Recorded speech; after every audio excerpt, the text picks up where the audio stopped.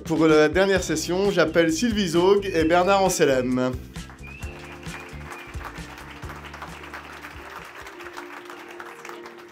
Merci.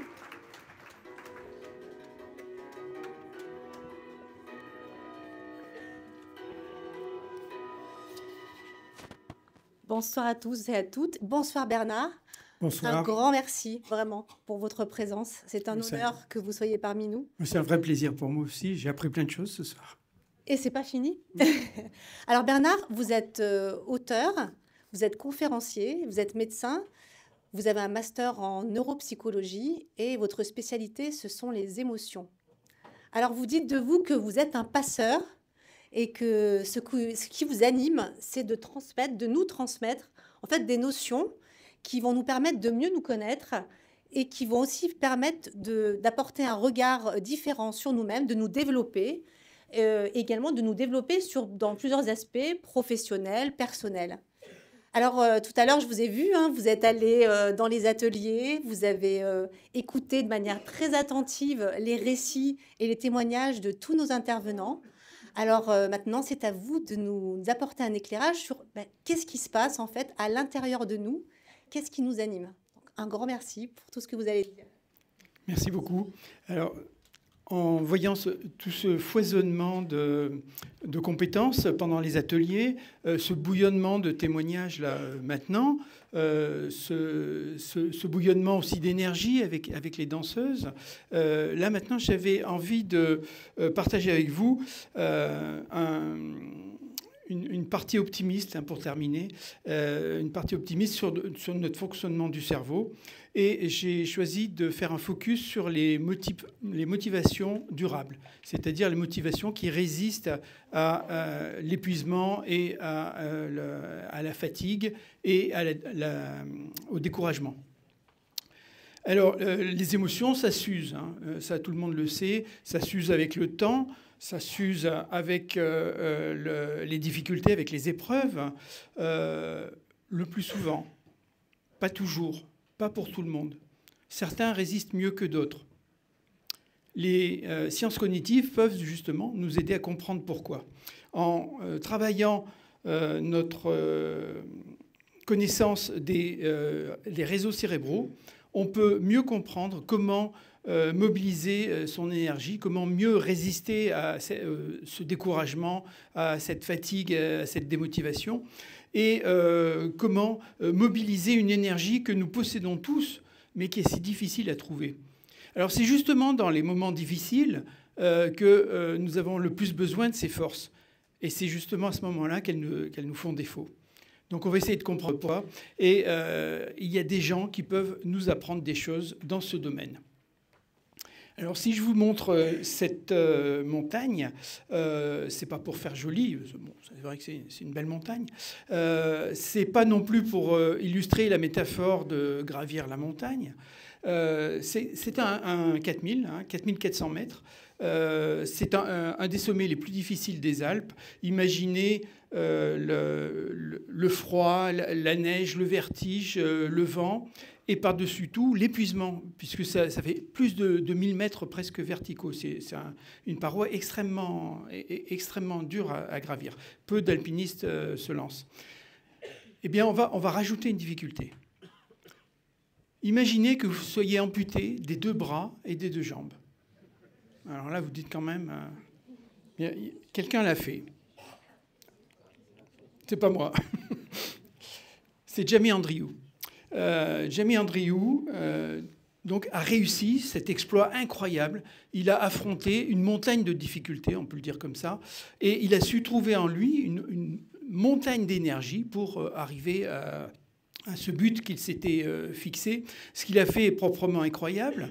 Et j'aurais pu vous parler aussi de Philippe Croizon, que je connais un peu, et qui, avec le même type d'handicap, traverse les océans à la nage. Et que nous apprennent ces gens-là? Eh bien, ils nous apprennent une chose, c'est que ce ne sont pas les difficultés qui nous font abandonner. Des difficultés, eux, ils en ont eu plus que la plupart d'entre nous. Ils ont réussi à aller au bout, ils ont su trouver en eux cette énergie. Donc, ce n'est pas parce qu'on a des difficultés qu'on abandonne, c'est parce qu'on n'a plus envie d'aller plus loin. Alors vous allez me dire, bon, ben ces gens-là, c'est un peu des super-héros, c'est difficile de s'identifier, ils sont trop forts.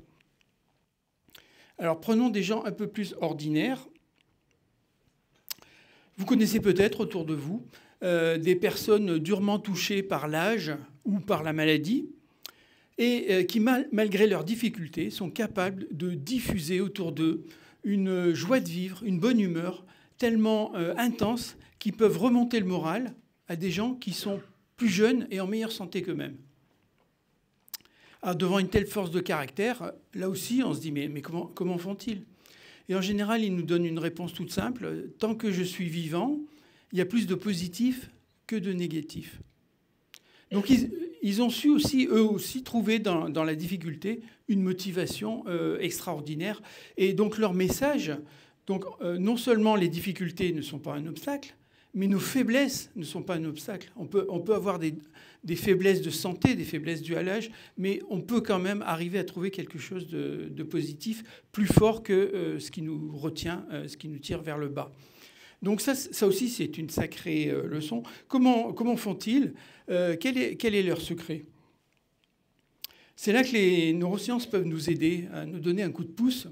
À la base de notre survie, à la base de toutes nos actions, il y a des réseaux qui vont évaluer dans le cerveau, qui vont évaluer la situation. Et il y a un réseau, notamment, qui va mesurer ce qui est bon pour nous, ce qui est bon pour notre organisme, et donc qui va évaluer cette amélioration. On appelle ça le réseau de la récompense, mais on peut l'appeler le réseau du désir, du plaisir, de la motivation. Et puis, il y a un autre réseau qui va évaluer ce qui n'est pas bon pour nous, hein, ce qui est nocif. Et donc, ça va être le réseau de la peur, de l'évitement, le réseau de l'aversion. Il y a aussi d'autres réseaux qui vont nous évaluer l'effort à faire aussi pour acquérir cette récompense que l'on recherche. Donc, toute notre vie passe par ces réseaux émotionnels. Et donc, tout l'art va être de stimuler le réseau de la motivation et de ne pas se laisser déborder par le réseau de la peur et de l'évitement. Et donc, ces gens-là, tous ces gens qui arrivent, qui réussissent des choses extraordinaires, ils arrivent à stimuler ce réseau plutôt que celui-là. Et on va voir comment. Alors, ce réseau de la récompense, il a plusieurs caractéristiques. Il y a un petit noyau au centre là, qui s'appelle le noyau Coummens, qui va évaluer la différence entre la situation espérée et la situation actuelle.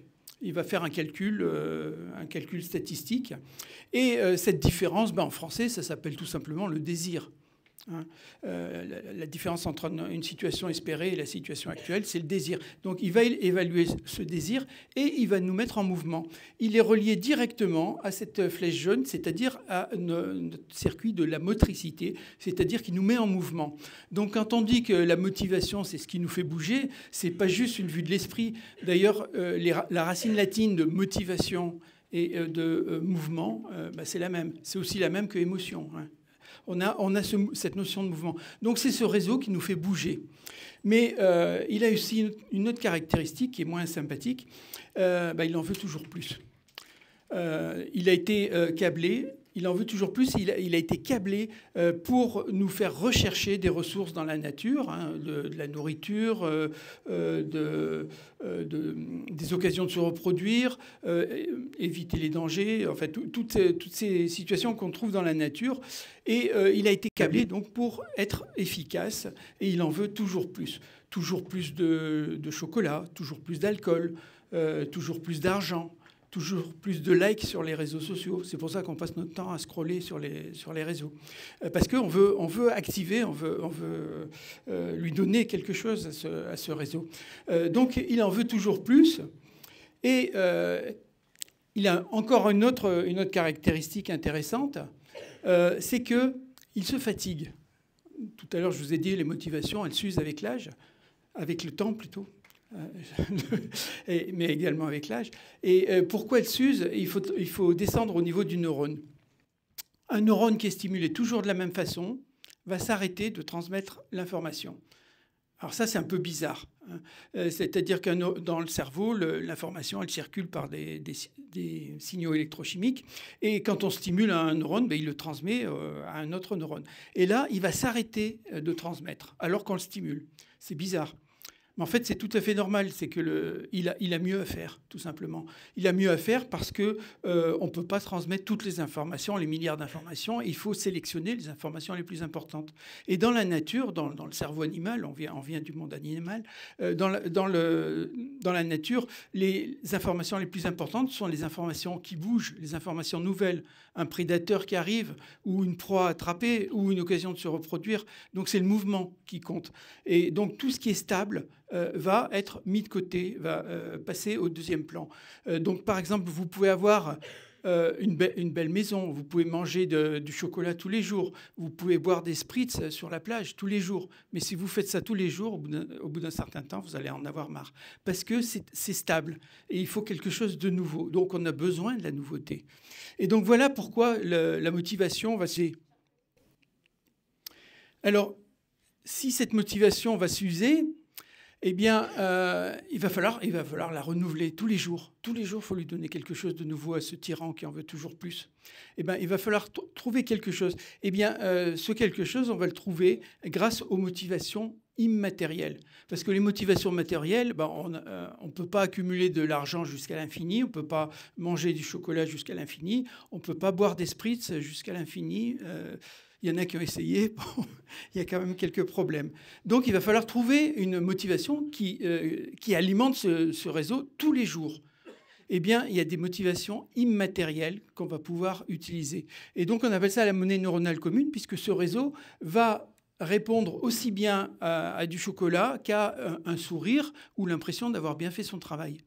Donc là, on tombe dans des motivations immatérielles qu'on va appeler les motivations intrinsèques. Intrinsèques simplement parce qu'elles ne dépendent que de nous, elles ne dépendent pas des autres. Et donc, il y a des tas de gens qui sont penchés sur ces motivations intrinsèques.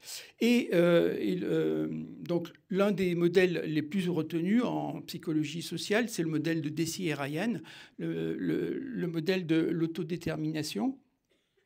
Et ce modèle classe ces motivations intrinsèques en 3 catégories.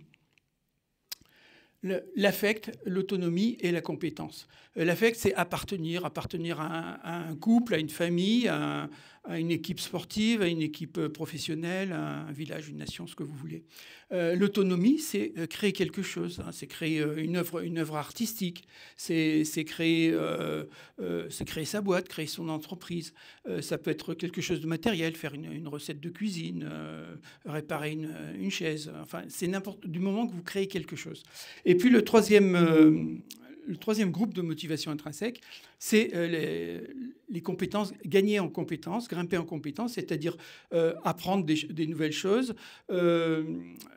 résoudre des problèmes, explorer le monde, comprendre le monde. Si vous êtes là, c'est un petit peu pour ça aussi, hein. Et donc, ces trois groupes de compétences, c'est ce qui va nous motiver en profondeur, au-delà de l'envie d'avoir une belle maison et de boire des spritz sur la plage. Alors, je les ai résumés en 3 verbes. Aimer, faire et comprendre. Aimer, faire comprendre des idées nouvelles, c'est ce que je suis en train de faire en ce moment. Mais aimer, faire et comprendre, c'est ce qui va vous motiver en dehors de vos motivations extrinsèques. Et aimer, faire comprendre, vous allez mettre vos propres mots sur ces 3 verbes. Pourquoi vos propres mots? D'abord parce que vous êtes unique et que chacun va mettre des motivations spécifiques en fonction de son vécu, de sa personnalité, de sa génétique, enfin de tout un ensemble de raisons. Donc vous êtes unique, donc vous allez mettre vos propres mots et vous allez les mémoriser. Pourquoi les mémoriser? Parce que ce n'est pas quand la route est droite et que le soleil brille que vous en aurez besoin. Quand tout va bien, pourquoi changer, hein? On avance et puis c'est tout. C'est quand tout va mal, quand on arrive dans une zone de turbulence, c'est là qu'on en aura besoin. Mais à ce moment-là, notre état émotionnel ou nos contraintes seront telles qu'on ne va pas s'en rappeler. Donc il faut les mémoriser à l'avance pour pouvoir s'en rappeler dans les moments difficiles. Et c'est là que ces 3 groupes de motivation vont être utiles. Et vous allez avoir 3 groupes d'avantages. Le premier avantage, c'est que ce sont des motivations intrinsèques. Donc, elles ne dépendent que de vous. Il peut vous arriver les pires difficultés, les pires malheurs, comme par exemple Jamie Andriou ou Philippe Croison. Et ces motivations-là, vous les avez, elles sont en vous. Le deuxième avantage, c'est qu'elles répondent à ce besoin de nouveauté, de l'habituation neuronale, de ce réseau qui en veut toujours plus. Eh bien, tous les jours, on peut aimer des choses nouvelles, on peut développer des relations riches avec notre entourage. Tous les jours, on peut apprendre des choses nouvelles. Tous les jours, on peut réaliser quelque chose, que ce soit une réalisation matérielle ou une réalisation abstraite. Donc, tous les jours, on peut alimenter ce réseau et donc éviter cette usure et cet ennui, cette démotivation. Et puis, le troisième avantage, c'est qu'elles sont spécifiques, elles sont adaptées à vous puisque c'est vous qui les avez choisies en fonction de votre vécu. Donc, vous êtes unique et vous seul savez qu'est-ce qui peut vous aider en période difficile. Donc, prenez le temps, c'est pas évident, c'est pas si facile. Hein, sur le fronton du temple de Delphes, on est marqué « Connais-toi toi-même », il n'y a rien de plus difficile. Et donc, prenez le temps, prenez quelques minutes pour essayer de déterminer ces motivations et gardez-les dans un coin de votre mémoire pour les temps difficiles. Alors, il me reste 2 minutes pour parler de l'état d'esprit. C'est un peu une mission impossible. On va quand même évoquer quelques éléments. Donc là, on a parlé du pourquoi. Maintenant, je vais vous parler du comment. Le comment, c'est l'état d'esprit. Tout à l'heure, j'ai vu que dans un des ateliers, on parlait beaucoup de l'état d'esprit. Eh bien, l'état d'esprit, ça va être nourri par une propriété de notre cerveau qu'on appelle la neuroplasticité. La neuroplasticité, c'est la capacité qu'a notre cerveau à s'adapter à des situations nouvelles en créant de nouvelles connexions. Donc, à ce sujet, il y a une expression que j'aime bien, c'est un arbre qui tombe fait plus de bruit qu'une forêt qui pousse. Alors l'arbre qui tombe, vous voyez très bien de quoi il s'agit, l'ensemble de vos doutes, de vos problèmes, de vos échecs. La forêt qui pousse, c'est la forêt de vos connexions neuronales qui vont se connecter et qui vont créer de nouvelles aptitudes, de nouvelles capacités, notamment de capacités humaines. Et donc, on n'a pas de pouvoir sur l'arbre qui tombe. Par contre, on a du pouvoir sur la forêt qui pousse. On peut la faire pousser dans la direction que l'on a choisie. Et c'est ça l'intérêt de la neuroplasticité. Et donc la neuroplasticité, c'est quoi? C'est à chaque connexion entre deux neurones, la communication va s'améliorer. Donc l'information dans notre cerveau, elle circule par des signaux électrochimiques. Et donc, à chaque fois que vous utilisez vos neurones, ils vont communiquer mieux entre eux. Donc, c'est comme ça qu'une pensée, à force d'être répétée, va devenir un souvenir. Donc, un petit chemin va devenir une autoroute. C'est comme ça qu'une émotion agréable va devenir un soleil ou une émotion désagréable va devenir une tempête. Donc, c'est à force de répétition. Et donc, si on choisit de répéter quelque chose dans la direction que l'on a choisie, on va pouvoir développer une aptitude. Donc, nous avons beaucoup plus de pouvoir sur notre cerveau que nous le pensons. Et cette notion, elle est connue. Il y a des tas de gens qui n'ont pas attendu les neurosciences pour le savoir, les philosophes grecs, mais également des observateurs comme Henry Ford qui nous dit selon que vous pensez être capable ou pas, eh bien vous aurez probablement raison. Hein. Et puis il y a aussi des chercheurs. Donc les gens qui ont fait l'atelier tout à l'heure ont entendu parler de cette chercheuse qui est à l'origine de la notion de growth mindset, hein, l'état d'esprit de progression. Eh bien, il y a aussi Albert Bandura aussi qui a développé ça avant. Eh bien, ces chercheurs ont confirmé cette notion de neuroplasticité, c'est-à-dire que les gens qui pensent que tout est fixé à l'avance vont avoir de moins bons résultats scolaires et vont être plus anxieux que les gens qui pensent qu'on peut toujours s'améliorer avec des efforts. Et donc ça, c'est extrêmement puissant parce que ça change complètement notre façon de voir le monde. Chaque fois qu'on a une difficulté, si on a un état d'esprit fixé, ça nous ramène à notre échec. Si on nous fait un feedback négatif, c'est une agression. Si on a un échec, c'est un désastre. Alors que si on a un état d'esprit de progression qui correspond aux neurosciences, eh bien là, une difficulté, c'est un défi. Un feedback négatif, c'est un service qu'on vous rend. Et puis un échec, c'est toujours dur. Hein, mais on sait qu'on va pouvoir aller plus loin, qu'on va pouvoir l'utiliser, comme le montraient tout à l'heure les personnes qui ont témoigné. Donc ça change vraiment complètement notre vie. Et puis cette notion a été aussi utilisée dans le management, puisque Satya Nadella, le CEO de Microsoft, qui a repris l'entreprise dans les années 2010 où elle était en mauvaise posture, l'a amené avec le résultat que l'on sait actuellement. C'est une entreprise des plus florissantes. Il a utilisé les travaux de Carol Dweck. Donc voilà ce que je voulais vous dire à propos de l'état d'esprit. Donc rappelez-vous ces 3 verbes: aimer, faire et comprendre. Mettez vos propres mots, mobilisez. Mémorisez-les, mobilisez-les ensuite en période difficile et n'oubliez pas que vous avez beaucoup plus de pouvoir sur votre cerveau. Vous pouvez apprendre tout ce que vous avez choisi d'apprendre et avec cette motivation, vous pouvez aller plus loin. Je vous remercie.